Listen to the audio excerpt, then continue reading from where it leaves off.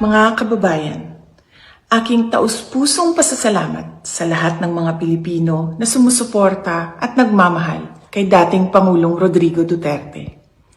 Sa mga kababayan natin sa Pilipinas, the Netherlands at iba't ibang panig ng mundo, napakalaking bagay para kay Pangulong Duterte ang pagtitipon ninyo para sa kanyang pag-uwi at kaarawan.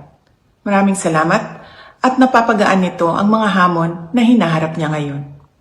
Alam din ni Pangulong Duterte na haharapin niya ang ICC na kasama ang lahat ng mga Pilipino sa iba't ibang panig ng mundo, lalo na ang mga kababayan natin sa Pilipinas.